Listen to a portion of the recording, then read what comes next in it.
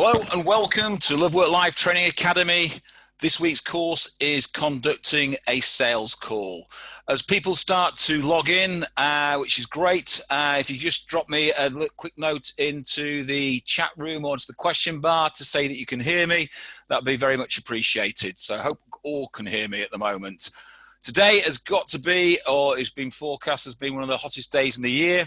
Okay, so I hope you're all outside somewhere enjoying the sun. I'm cooped up in my office here, which happens to be south facing, so I'm absolutely boiling. So it's going to be a fun webinar. I'd like to thank everyone for attending. It's been the fullest webinar. So as always, let me give a quick rundown of people who are here. So we've got Star Recruit, Connection, May and Stevens, Taste Hospitality, West Ray, Change Recruitment, Ignata, JS Recruitment, Experis, TaylorMade, Cherry Professionals, Key Recruitment, MCS Group, Bright Match, Pivotal, Austin Lee, Judge, Anna Pentalgal, I think it's pronounced, Exact Sourcing, Met Marketing, Farringdon, Helm, Premier, King, Aventus Legal, JSL Solutions, Invictus, Athwell, TTS 24/7, G2 Group, TN Recruits, Bonbon, The One Group, Hall Group, and lots of people who are on Outlook and Hotmail. So welcome to you all. It's quite strange that this course is the fullest course that I've done in the last 14 weeks.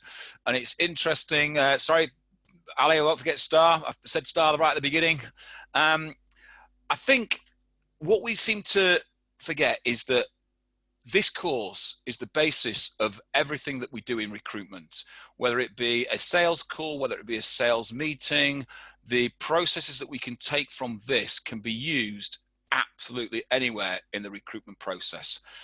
I always say that, and I've been classed by quite a number of people on this course, and I think it's endearing rather than tongue-in-cheek, that they like the old-fashioned approach and they like the old-fashioned way that we are teaching recruitment and what that gives to people. But as I always say, yes, I am old and I'm old-fashioned in my recruitment skills, but it's old-fashioned with a new broom.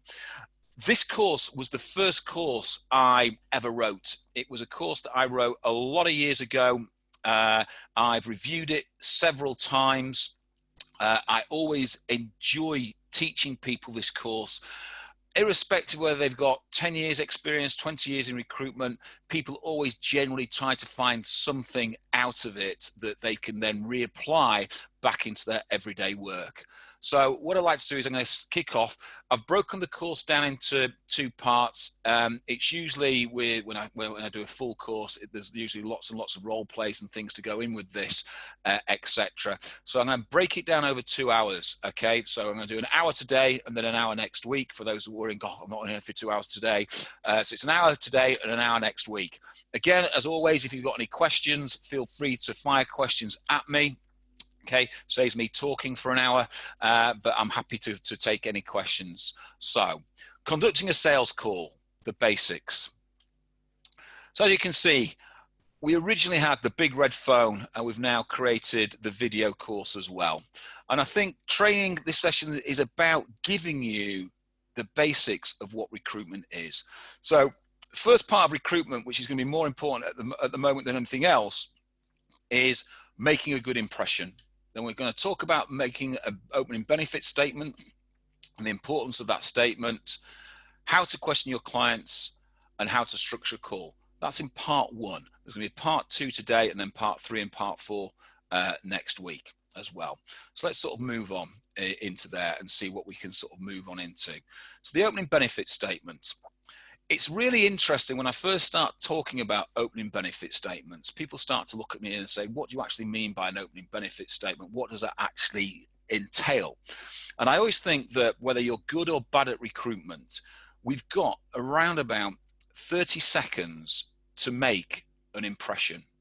We've got 30 seconds to really think about what that impression will be when we start speaking to our client.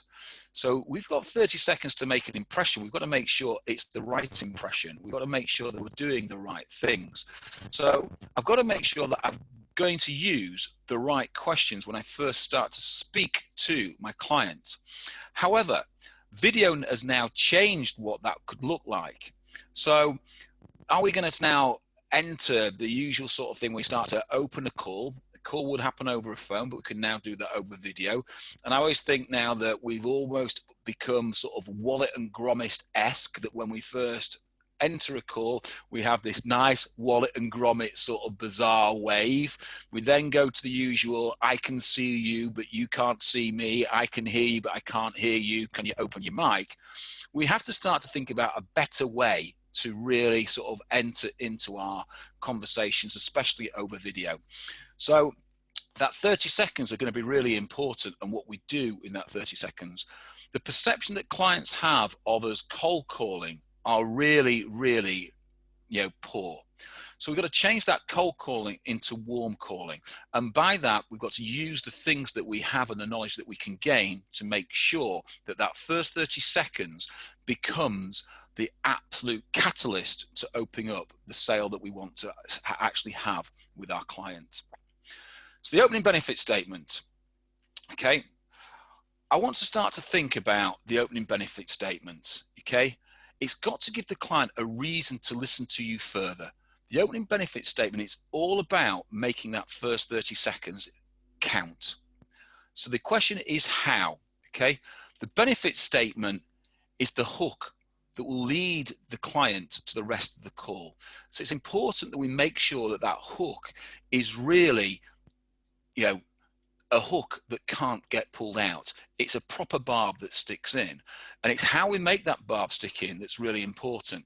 And again, when I've gone into agencies, and certainly when I've been delivering this sales course to teams that I've been working with, when I've been then listening to people out on the sales floors, I can tell almost instantly in the first 30 seconds of a call whether or not that consultant is going to get any further down the line with that call, or get more information from that call, or that call isn't going to go anywhere. And it's all based on the first things that come out of the candidate's mouth, the consultant's mouth, when we're talking to them. So do you think, as we look at our clients, they're probably getting 15 to 20 cold calls a day from a recruitment, which means they know what is poor, what is average, and what is good. They know who they want to listen to and who they want to talk to. So if they're getting frustrated all the time by having really poor, shoddy calls, if your opening statement is poor, they're going to be switching off right from day one. So we've got to make sure that we can transition quickly across the call. So it's always, the opening benefit statement is not about selling. So what do you say that will transition your call into the fact find and make the client want to listen to you more? We've got to sort of think about the benefits. What will interest the client? What will give the client an appetite to actually continue the call? We want to make sure that we're getting the right things across instantly to the client.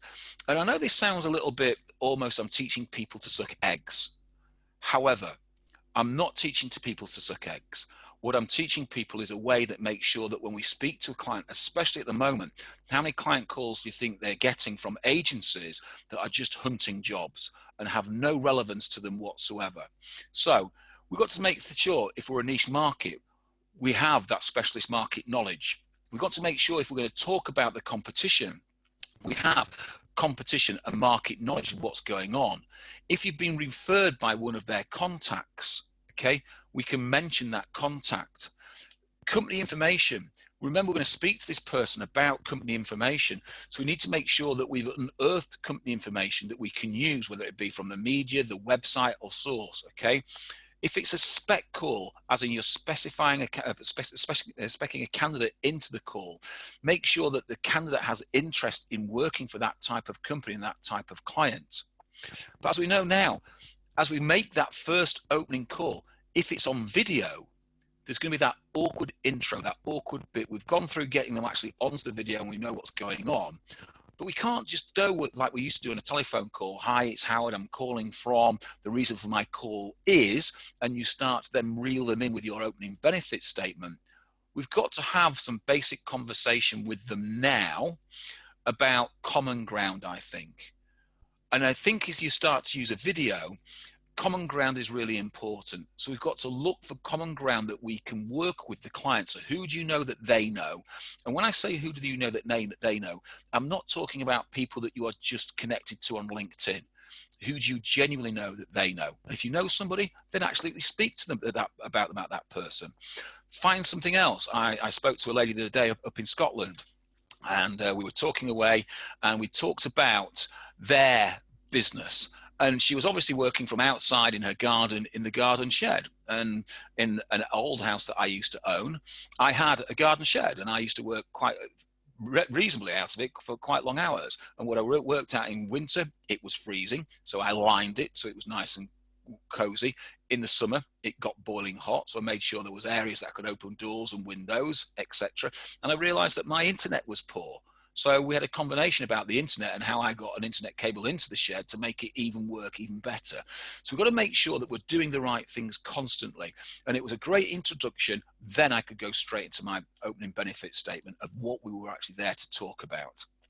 So the opening benefit statement, I always think, comes in a number of ways.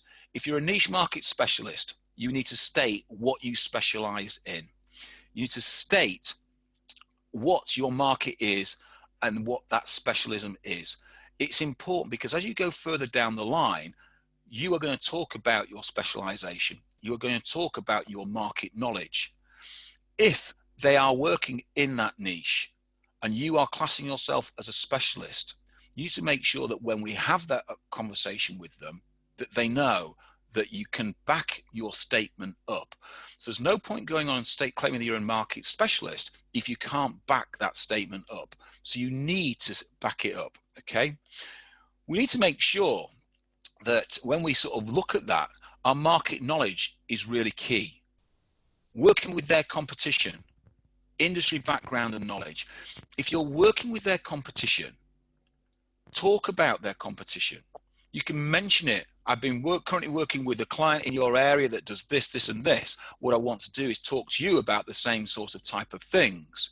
Again, what you're doing is you're pricking their interest. You're creating a desire to listen to you more. You're talking about people that they are in direct competition with. You're using your background knowledge to further that. As we said, if we talk about a referral, one of their contacts referred you to them. And I used this quite an awful lot when I was selling. I would speak to somebody that I knew, that knew the person that I want to speak to, and I would ask them to make an introduction or drop an email or have a call in and say that I'm going to call them in a couple of days' time. What I'd then do is get on and talk to them and say, I know you've been spoken to by X, Y, Z. He's recommended that I talk to you about this type of position because you're struggling, whatever it be.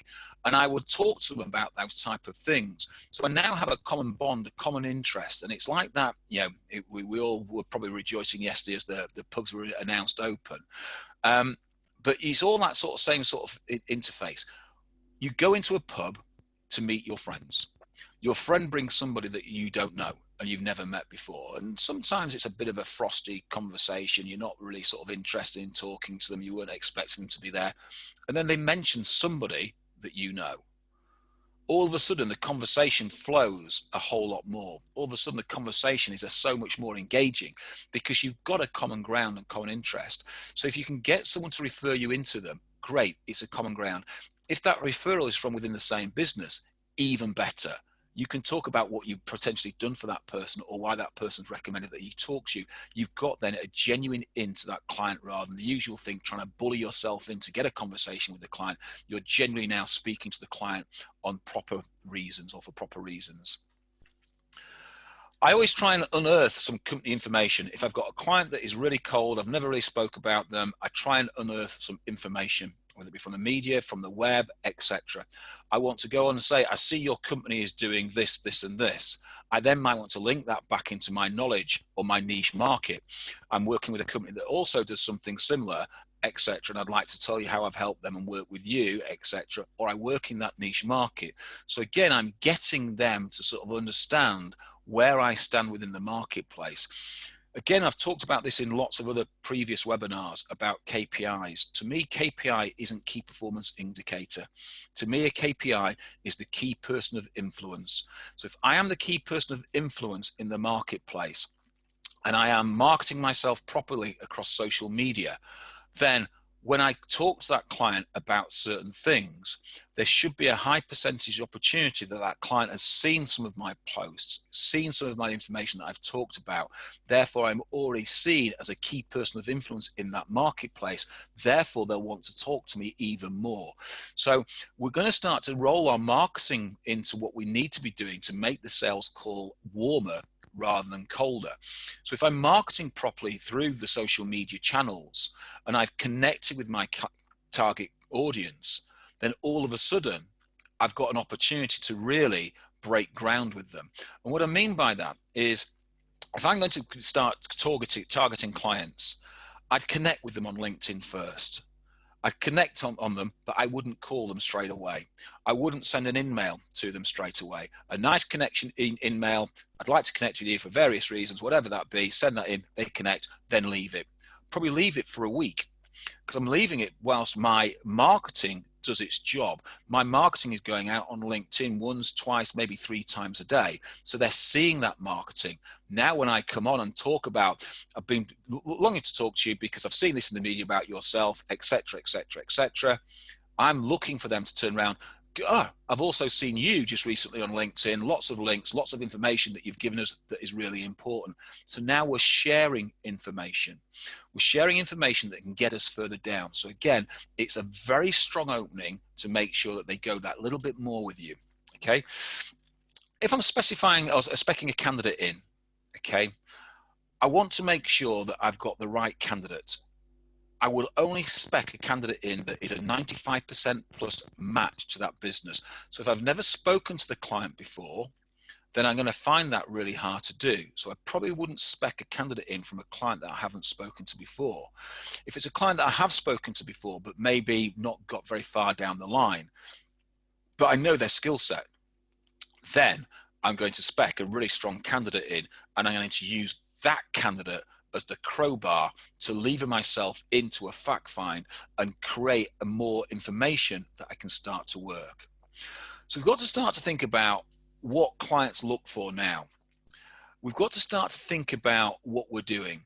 Webinars are a great opportunity to speak to lots of clients at once. So this is a great opportunity for a networking opportunity. So you could do webinars, but when we start to do cold calling and sales calling, it's about face-to-face with the client. So if we can get face-to-face with a client, whether it be via video or whether actually physically face-to-face by a client, we're going to get so much more about it. I've got to sort of think about some of the sort of bad openings that I've sort of had previously, and I'll talk about an experience that I had with generally I have with rec to recs. And I remember a couple of people in my office when this was happening an awful lot said, "You're really horrible to the rec to recs." I said, "I'm not really horrible to the rec to recs. What I am is honest to the rec to recs," because the usual opening benefit statement was, "Hi, I'm XYZ calling from XYZ rec to rec. I have got the perfect candidate for you," is their next line. And I would say, "Brilliant. Great, you've got the perfect candidate for me. Can you email that candidate now over and let's have a discussion?" 90% of the time, the phone went dead. Not because they put the phone down, because they weren't expecting me to say, "Send the candidate over now." They were expecting to launch into a sales patter about why I should look at the candidate. I wanted to see the candidate now. 90% of those people didn't have a candidate to send because they weren't expecting me to be receptive in that manner. So again, as an opening benefit statement, it gave me nothing other than they had a candidate, so I reacted onto that candidate. So again, it gave me the impression that within the first 30 seconds of that consultancy that they weren't really interested in me, they were only interested in them, and how they were trying to open that conversation was a downright lie, and therefore, again, it didn't look good.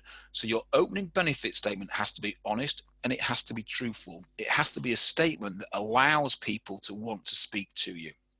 So once we've got our good opening benefit statement, we've got to start to move on to the next part, which is the questions that we're going to ask to our clients. And this is again where average and bad recruiters fail. If their opening benefit statement started to create interest, we now need to start to create rapport. and rapport really quickly with our client. It is about relationship building. So it is about asking now the right questions, the fact-finding questions. And a fact-finding is designed to do what? The fact-finding is designed there to get information that we can get out of the client so we can then tailor our sale towards them. So what questions we ask and how we ask them will determine the information we gather about the client, their business, and their recruitment process, which means that it gives me an opportunity to really tailor my sale to that client. So I've got to make sure I'm asking the right questions constantly all the way through the process. And I always say, your questioning technique is your skeleton, but the questions that you ask and the answers that you get to those questions actually start to flesh your skeleton out, start to make your skeleton functional. You start to put the muscles in, you start to put the organs in, you start to put the brain in. You can start to now see the client moving parts, and therefore you start to understand what you need to do to get further down the line with that client. So again, without trying to teach people to suck eggs, we know we need to be asking opening questions, and we know it's who, what, where, why, when, and how. We know these are the questions that we need to ask. However, how often when I'm sat in an office, and how often as managers they're sat in their office, do they not hear these type of questions? They just hear closed questions. But these questions come in more than just one format. It's not just about asking opening questions. It's about asking questions to get you to the heartbeat of the actual process and the heartbeat of the information that you want. So we start to look at questions, and we start to think the types of questions that we should ask. Closed questions, they should only be there to clarify a point or to close a client down on one particular point before you move on. You want to get yes and no answers to those type of questions, but we need to be asking more questions, open questions that actually open the client up. So the questions I would always be asking is probing questions. How do you? Where did you? When were you? What were you, etc. So I'm asking a probing question all the time, and I'm going to cover these questions in more depth a little bit further on in the course. I want to look at impact questions. What happened if? If you did this, what happens there? I want to have defining questions. Details how, at what stage are you at? Okay, if I'm developing questions from the above, using the client's own words to ask the question, because I've done research on the client, so I'm using their terminology, then all of a sudden I'm going to get a bigger picture, a more fuller picture of what that client actually needs and what that client actually does. So using his words and then changing during the, let's change that again. If I'm using generic recruitment terms, but I'm listening to the answer that the questions are giving me from the client, I can hear the terminology that the client is giving me. I then want to start to interlace that terminology into my questioning. So I'm going to work from there. So I've got leading questions that I want to lead the client in a certain direction. I've got closed questions that, again, I want to clarify a point. If I don't understand, I want to clarify a point. And what a lot of agencies or what recruiters do at this period, they may ask a question, and they've asked a question and they've got an answer that they don't understand. But rather than being open and saying, I don't understand it, they just move on. But it's that critical bit of information that might prevent them finding the right candidate for them. So I'd always have a question, a closed question. Let me understand that. Is this what I'm thinking? Is that right or is that wrong? If they say, no, that you haven't quite got it, okay, can you explain it again so I fully understand it? There's nothing wrong in asking for help. The human body and the human makeup is about helping other humans. So if you start asking questions to help or asking for help, the client will help you because it means you're helping them. So don't be afraid to ask if you don't understand. Clarity on that question. We then have assumptive questions. The client may have already given you permission or acknowledged that you understand something. So using assumptive questions to gain further information, as in, have you completed that part of the project? From what you're saying, what's the next part of the project? Tell me more about that. Is assumptive. You're just assuming that they've moved on to the next part of a project. You've just done this. I'm assuming you're doing that. So it means that you're taking initiative. And the final one is always that I want to find out is the hypothetical question. This is a question that I start to think about when I want to build a little bit of pain for my client. I want to find out what their problems are. So what happens if this happens, Mr. Client? What happens if you don't recruit the right person? What happens if you don't deliver that project, Mr. Client? What happens if this happens? I want to understand all of the things that potentially could go right and could go wrong, because I want to think about that. Then the last question I will always ask, or the last type of question, is a past tense question, because I want to use this question specifically for one thing. The last time you recruited, what happened? When did you last recruit? So I want to make sure that I'm using my questions in that fashion. So I'm opening up with a probing question. I'm then going to impact it. I'm then going to define the question. I'm then going to give leading questions to get more information. I'm then going to close them down. I'm then going to be assumptive to move further forward and ask hypothetical questions that will get me more information. And then once I've got all that information, I want to then start talking about their recruitment process, because that's the last part that I want to talk about. I'm going to ask past tense questions. So questions to avoid. And it's quite strange. There are questions that we need to avoid, because there are questions that absolutely annoy clients. Closed questions when not confirming your understanding. How many times do I hear questions that are just simply answered with a yes and a no, and the consultant moves on and carries on asking the same question again, or asking a different question and still getting a yes and no answer? Clients switch off very, very quickly.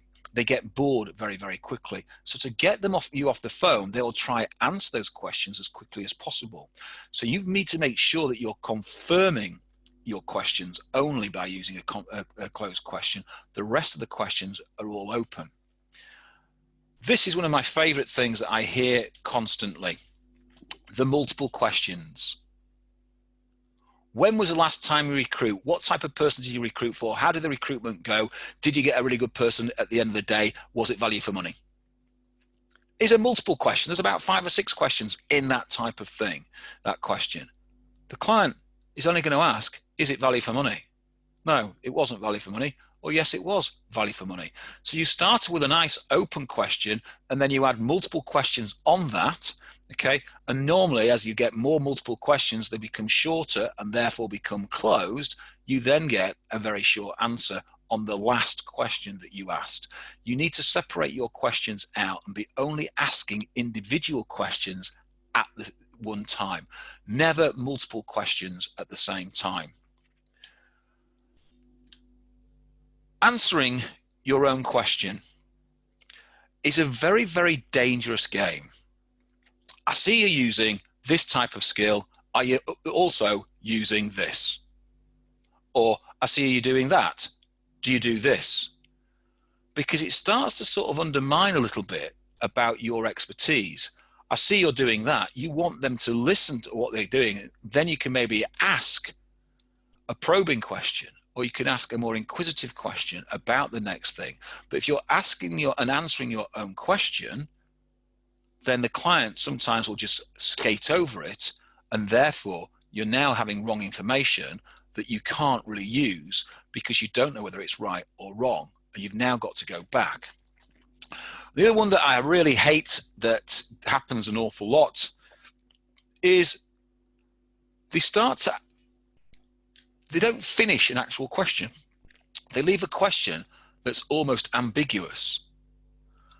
And it's sort of like asking a question was, if the question was, did you go out last night? Okay, they'd ask the question, did you?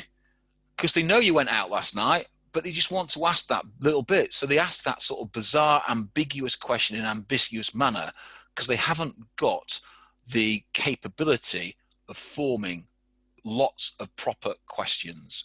So we've got to really make sure that you ask a full question constantly and ask it only one. So type of questions are really important, okay? But then we need to put those questions into a structure to make sure we're following a pattern that opens the client up and makes the client want to talk. The more we lead the client into a discussion and the more that we have the client talking, the easier it will be. The fact find is the first part where the client actually talks. This is where we find out so much information about the client that we can create what I would always call a shopping list.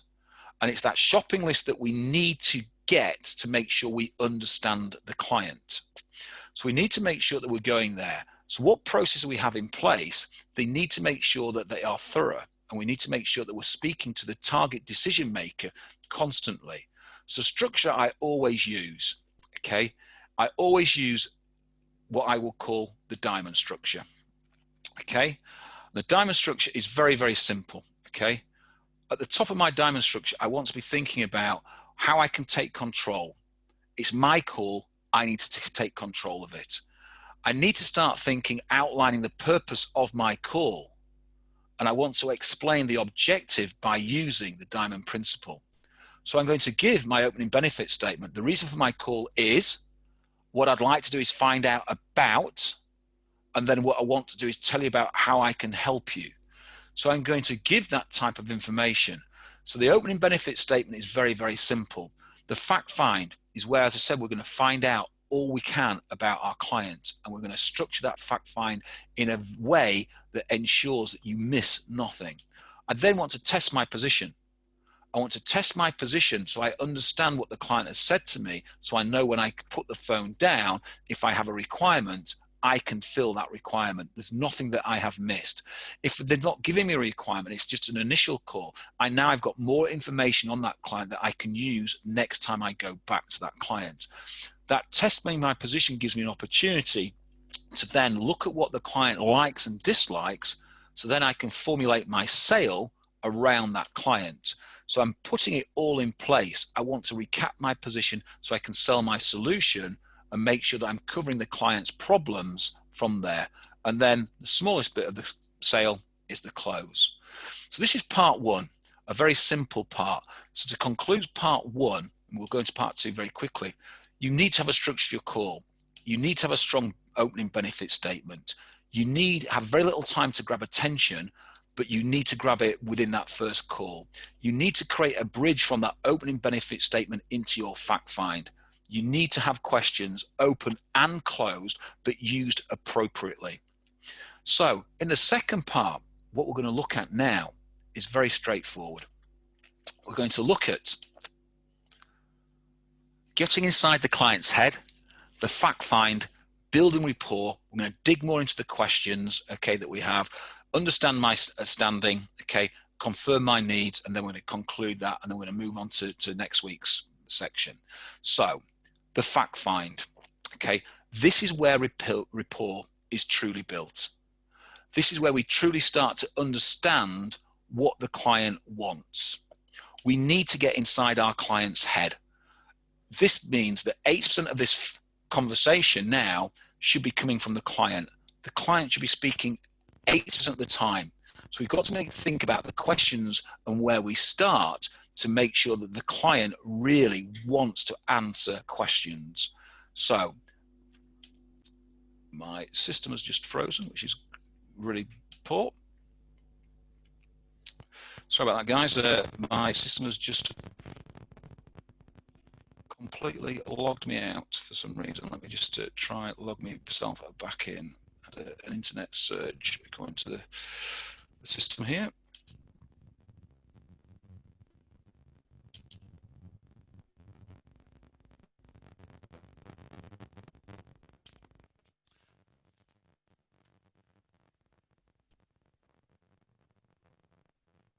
Just trying to get back into things. For some reason the internet has logged itself off.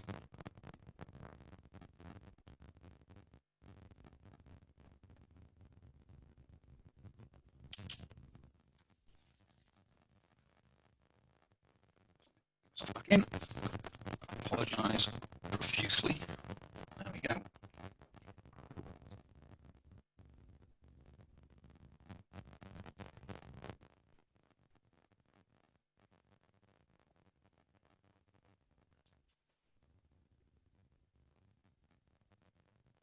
It takes a little bit of time when those things are in a rush.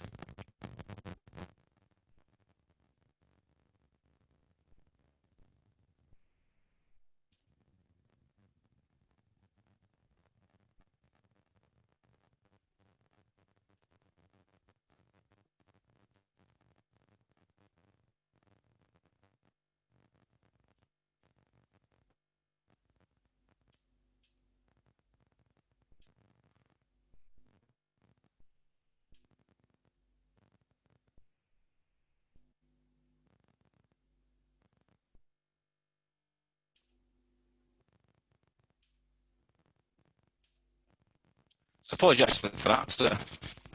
Absolutely. So, as I said, let's click straight back into where we were. So, the fact find is really important from there. So we need to make sure that we are asking the right questions and we're building and getting inside our client's head from there. So to get inside our client's head, for some reason my fact it has died. Okay, I need to open up the fact find properly. Okay, so to open up the fact find properly, I need to be asking the right questions. So I always start with the person. I always talk about asking the person what they're doing. So how long have they worked at the company? What keeps them there? How big is their team? I want to know what the company has in mind for them. So what's going to keep them at the company? I want to know when the company was established. I should already know that, but I want to repeat the history and come from that.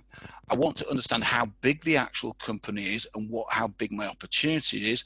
I want to understand from their point of view what's great about working for the company. What's your team you're currently working on? What's that like? Because I'm asking simple questions about their simple operation and what they're doing.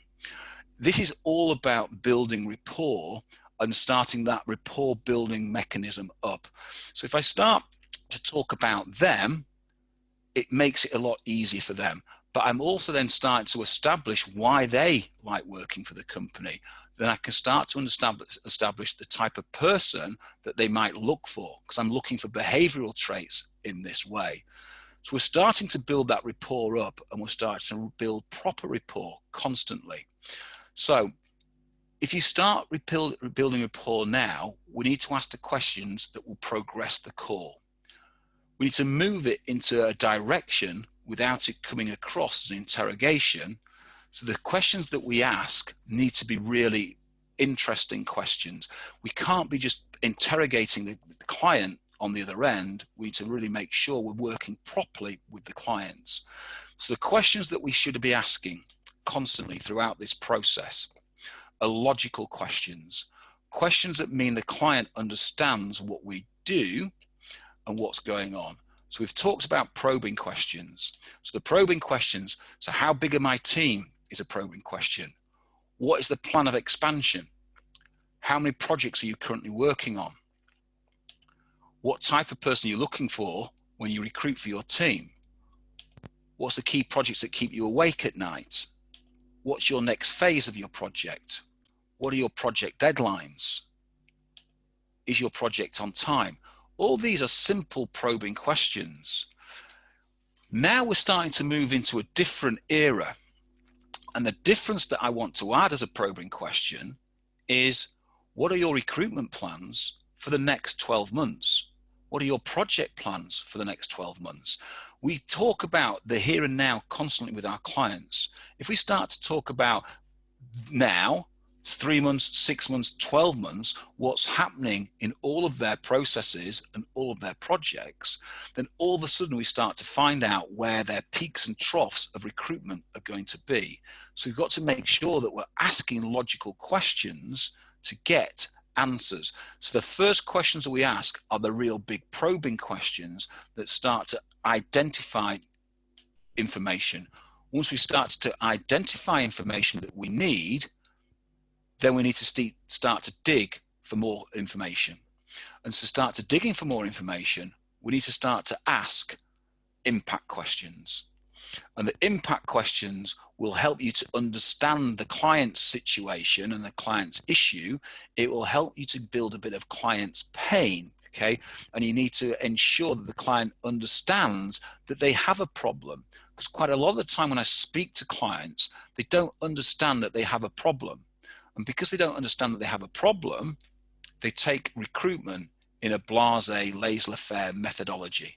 So we've got to make sure that we're digging all the time, because what we want to be able to do is create a problem so then we can create a solution that we can sell to once we have the fact find. So our impact questions are: what happens if you don't deliver? What is the impact on the business by not having the right team members in place on you? And I'm going to put that right back on the person. What impact does it have on that person? Do you currently hire on skills and find yourself firing on behaviors? Certainly in this marketplace, you know, how many people are looking at clients and saying, okay, talk to me about your current, you know, employee base. And they're saying, I've got employees that really love working for the business. They'll do anything to help us get out of lockdown and really work from there. And we've got people who just aren't right for my business. I've now realized how wrong they are and how poor they are for my business, because companies hire on skills but fire on behaviors. So we need to make sure that we're digging constantly for those behaviors that we can start to recruit, because it makes a difference. Because if we do recruitment, behavioral based recruitment rather than skill based, then all of a sudden we're one step above our competition. If you do behavioral based recruitment and a really strong skill based recruitment, you're now 2 steps above. So we've got to make sure that we really drive there. I want to know what the hidden costs of recruitment are. So I'm going to probe what happens if people leave. What happens if you don't deliver this project? What happens if you don't have the right people in your team, etc.? What does that cost you? How would you grade their current process? I'm going to ask that when they start to talk about their projects, they talk about their workload, etc. I want to talk about what their current process is like for recruiting people. I'm not asking about who they recruit now. I'm asking what their process is like. Does it work? How would they grade that process? Does it get the right people to them? Because I want to understand whether they have a problem with their process or not. A lot of clients will say, I've got a great process, it's 9 out of 10. And they'll give me my process. And as I'm looking at their process and I'm comparing it to the process that I want to sell, I can see where I have got opportunities to really make a difference, or I can see whether I've got to work really hard because it's very similar to what I'm trying to offer. So I can start to grade their process and understand that, okay? I want to know what else they could be doing with their time if they weren't recruiting, because I want to be able to open up an opportunity to sell exclusivity or retain type recruitment. If I can cut their time so they can be doing better things they're actually paid for, then it means I can start to create a bigger opportunity to sell retain type business. What impact does it have on your workload? I want to know what impact it has if they haven't got the right people in place, but what impact does it have if they have to recruit? And I also know I want to know what they like and dislike about their current process. So I'm going to grade their process, but then I'm going to ask later on what they like and don't like about their process. So impact questions will give me lots more information. What I tend to find when I start to ask these impact questions, I will discover at this point whether or not they have a job or not. And they'll start to tell me whether they've got jobs or not. And what tends to happen is they give me a job, but I want you to stop and think. The poor and average recruiter will do the same thing. Once they have given a job, they will stop the fact find and they will start to take a job specification form. Once you start taking a job specification form, it's very hard then to push back into a fact find. If you're halfway through your fact find, then all of a sudden you've got a problem. You haven't got all the information you require to A, fill the job, and B, to understand what the client is currently doing now, so you can sell at the end your retained process if that's what you're aiming for. So we should make sure that we stop We do not take a job specification during the fact find. It is the one big don't. The one big don't that we do not do. We do not sell during the fact find. We do not take a job specification and then start to sell our services. We listen to what's going on. We listen to what's going on because once we get to the end of that fact find, we still do not sell. What we start to do is we start to establish our position. And we start to establish our position in this simple way. We now have all the facts, or we believe we have all the facts. That means that we can start recruiting for that client. But we need to now confirm back to the client what we have just discovered. We need to start going back over everything that the client has said, so it demonstrates to the client that A, that I have listened. It's demonstrated why asking so many questions is really important, that I have now got a really good understanding of what my client truly wants, but also it means to make sure that I haven't missed anything. You need to be certain that you've covered all these major issues and you've missed nothing else. You need to reconfirm to the client the situation that they're in and be able to highlight to the client something that they may have forgotten, because it also gives the client time to recap their situation and what's going on. What I'm trying to do all the time is I am trying to confirm the needs of the client. If I can confirm the needs of the client, then I know what I'm doing. So from my perspective, I generally am demonstrating my capabilities to understand the client's pain. I want to establish a checklist, okay, that I've covered everything and I've missed nothing. I want to make sure that before I start proposing a solution, I have everything out on the table that I need to propose my solution to. I want to make sure that I re-establish with the client their successes and his potential problems. So I want to understand what their current successes are and what these potential problems may be if they don't recruit and recruit in a timely fashion. Okay, and recruitment is all about speed, and yet we seem to say all the time that time kills deals, but we do very little to try create speed and urgency within our client, because either their process isn't working or our process isn't working because we haven't established the right type of information. If I've got the right type of information, what I've created myself is a shopping list, and that shopping list I can now match against what I've established. Once I can establish match it against their established, I can start to sell where the client's hot spots are. Where the client has a weakness, I can start to then build my strengths into that weakness. If I look at what he's got with his other agencies, that what he likes and dislikes, what they dislike, I now have an opportunity to pitch against that dislike.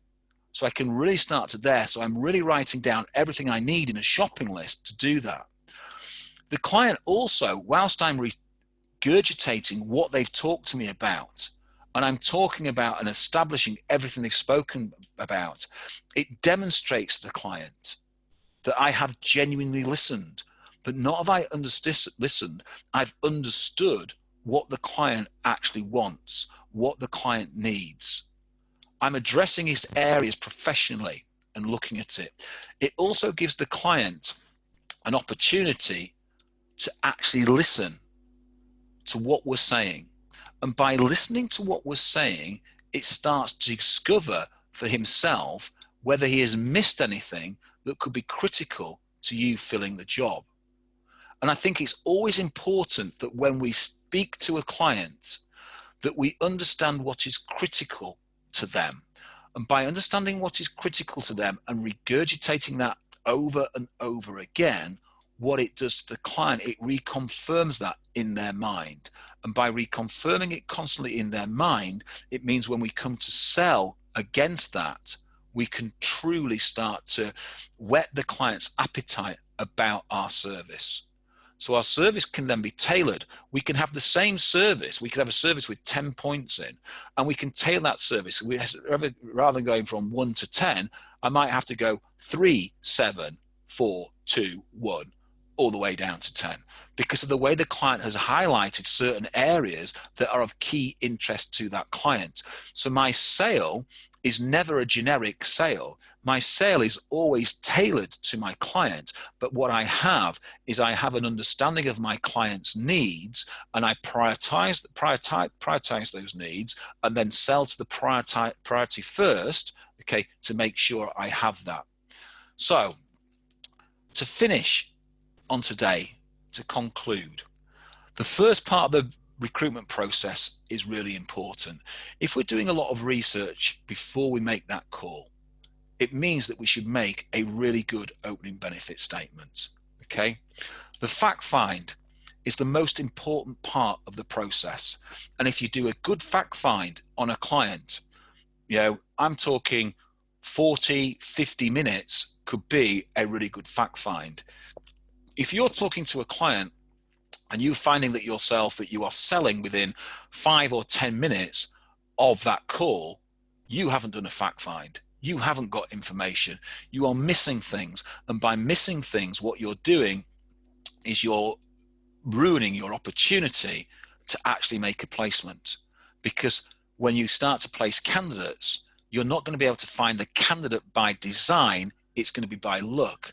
If you find everything that you want to find out during that fact find process, when you come to search for candidates, you'll be able to search for candidates by design, and therefore there is no luck involved in your recruitment process in finding the right candidate. The more time you spend now with your client, the less time they will have to spend during the recruitment process. What I truly detest about the recruitment process is I find, and I sit in companies and I ask a consultant and say, talk to me about how many CVs you've sent to this client. And they go, well, I sent 3 over initially and the client didn't like them because they didn't have this, they didn't have this, they didn't have this. And I go, okay, and then what did you do? Then I sent another 3 CVs over, okay? And what's happened with those? He likes 2, but he wants to see more because he doesn't think 2's enough. So he wants to see more CVs, okay? So what have you done now? Well, I've gone out and back and researched, and I've done some more research. I've done some more candidate calling, and I've got another 2 CVs to go over. So what we've actually done is we've done that job 3 times. We've spent 3 times as long now doing that job. If you'd have spent half an hour more on a fact find, it could have saved you 3 or 4, if not 5 days more when we come to absolutely doing the right thing and being able to find the right person. So it's important that the fact find is the most important process in there. Rapport opens information. If we create really good rapport with our clients, it will open up information for us. If it opens up information for us and we get more information than our competition, it means we have a better opportunity to find the right candidate quickly. So rapport is really important. If we create a really good connection with the client, then they will answer our calls, they will answer our emails when we send them, so we can create absolutely commitment from rapport. Questioning is a skill that needs developing daily. All the questions that we've talked about in here, and there's hundreds more questions that you could ask, okay? It needs developing daily. And what I mean by that is I always develop my questioning techniques constantly. I listen to questions that I ask clients and I listen to the answer. If I'm getting a negative answer or I'm not getting the answer that I thought I would get, I start to look at the question and I start to change and work on the question and start to develop the question until I start to get the right type of answers 9 times out of 10 from that question. And sometimes I might ask that question for a period of time and then all of a sudden it stops working. And why has it stopped working? Maybe things have changed, things have moved. Maybe I've started to change the style that I've asked that question in. So we've got to make sure that we're developing our question technique constantly. And we need to listen to the questions that we ask, not just for the words that we use, but the way that we use those words. And I always use these 3 words, you know, as a statement, okay? And statements and questions, it's all part of communication and it's the tone that we use. So if I was said to you, I love you, it sounds fairly okay. I love you sounds a little better because I've put a bit of difference in there. I love you sounds a whole lot different. I love you, again, sounds different. So the three words have so many different meanings just because of the different way that I've asked the question or stated the statement, okay? So we need to spend time constantly listening to what we say. So other people may listen to us and critique our questioning and critique what we're saying. Listen to what they're saying because they might be hearing things that you're not hearing. So you need to develop that. You need to establish your position before selling. If you do not establish your position before selling and you miss things, then you're giving your competition so much more opportunity to fill a job. But not only that, I can guarantee you it will mean that you will have to fill that job more than once or work that job more than once because you won't find the candidate first time. If you do, it is by luck. And if you keep doing that over and over again, what you'll find is that you're having to work a job twice, if not three times, which to me is a very, very big waste of precious time. And it's your precious time. Think, if you're having to work each job twice, okay, and you're making 2 placements a month, brilliant. If you only had to do the jobs once, how much more time could you have facing other clients to get more jobs on? Therefore, you could place more jobs. So you've got to think about what you're doing. So establishing your position is really important. So not selling before that is important. And if you make sure that your shopping list is complete before moving on, then you're in a really good position to move on. So that's today's course. That's the first part of sales calling. If you think about this, you can use this as part of a client meeting. You can use this as part of everything that we do within recruitment. It is all about being thorough enough and taking the time and practicing enough that when you speak to a client or a candidate, that you are gaining the maximum amount of information, because information is priceless when it comes to finding candidates. So I'm going to leave it there for next week. I apologize for the internet crash in the halfway through. If anyone's got any questions, feel free to fire some questions over. All that says is it's 2 o'clock. Feel free to go outside and enjoy the sun. I'm sure most people are working from home, and if it's as sunny as it is here, I'm sure it's really hot. I'm going to go out and cool down for a couple of minutes. If you've got any questions, please fire them over. If not, thank you very much for all your help. Thank you for your kind comment, Frank. Much appreciated. And I'll see you all next week.